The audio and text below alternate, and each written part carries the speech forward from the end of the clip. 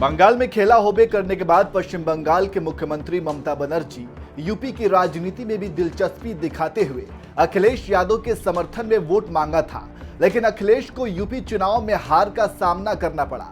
5 राज्यों में से 4 राज्यों में बीजेपी जीत हासिल की। इन नतीजों को देखते हुए ममता बनर्जी ने अब बड़ा बयान दिया है कि अगर कांग्रेस चाहे तो हम सब मिलकर 2024 का आम चुनाव लड़ सकते हैं। कांग्रेस अभी के लिए आक्रामक ना हो, सकारात्मक रहे, लेकिन कांग्रेस की विश्वसनीयता समाप्त हो रही है। वैसे कांग्रेस पर निर्भर नहीं रहा जा सकता। यदि कांग्रेस चाहे तो वह पीछे हट सकती है, लेकिन विपक्ष की सभी पार्टियों को एकजुट होना होगा। बता दें कि पहले भी सीएम ममता बनर्जी विरोधी दलों को एकजुट करने की कोशिश कर चुकी हैं, लेकिन कांग्रेस से दूरी बनाई हुई थी।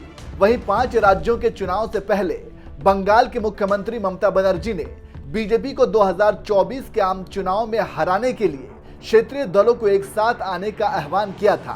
ममता बनर्जी ने मुंबई में सिविल सोसाइटी के सदस्यों से बातचीत करते हुए कहा था कि यदि सभी क्षेत्रीय दल एक साथ आते हैं तो फिर बीजेपी को हराना आसान होगा।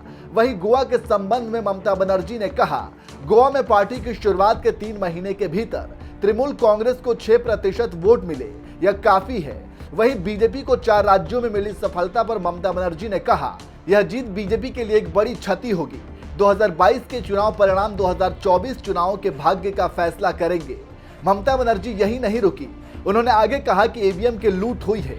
समाजवादी पार्टी प्रमुख अखिलेश यादव को निराश नहीं होना चाहिए और उन्हें ईवीएम मशीनों की फॉरेंसिक जांच करानी चाहिए। ममता ने और क्या कुछ कहा, आप खुद सुन लीजिए। ये बहुत सारे लूट भी चला है।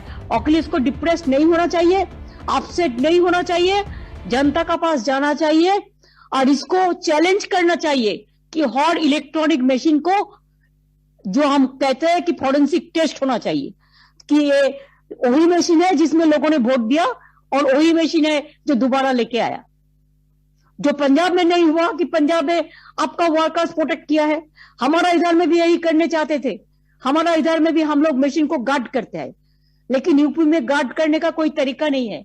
तो अखिलेश अगर हारा है, बीजेपी अगर जीता है, तो पॉपुलिस्ट वोट के लिए नहीं जीता है, पॉपुलर मैंडेट नहीं मिला, लेकिन इसको मशीनरी का मैंडेट मिला। इसी के साथ आगे बोलते हुए उन्होंने साफ संकेत दिया है कि आने वाले दिनों में उनका कुछ और क्षेत्रीय दलों को जोड़ने का इरादा होगा। इस कड़ी में ममता बनर्जी ने लगातार देश भर में दौरा भी किया और गैर कांग्रेसी विपक्षी दलों से मुलाकात कर एक अलग ही मोर्चा बनाने की तैयारी में जुटी थी। बंगाल के मुख्यमंत्री अपने 2 दिवसीय मुंबई दौरे के दौरान राष्ट्रवादी कांग्रेस पार्टी प्रमुख शरद पवार के अलावा दूसरे नेताओं से मुलाकात भी की थी। उन्होंने महाराष्ट्र के मुख्यमंत्री उद्धव ठाकरे के पुत्र आदित्य ठाकरे और शिवसेना के प्रमुख नेता और सांसद संजय राउत के साथ भी बैठक की थी।